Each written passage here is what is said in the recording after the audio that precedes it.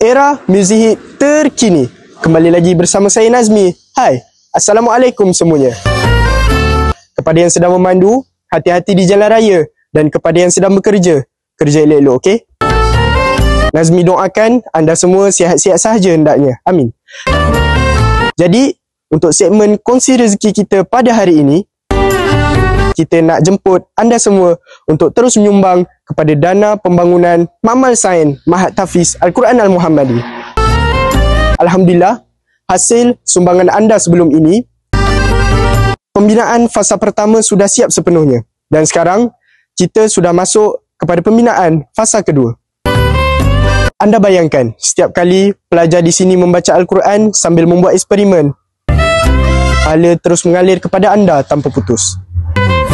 Jadi, jom menyumbang dengan hanya klik link di bio dan teruskan stream di Era, stesen radio nombor 1 paling legit.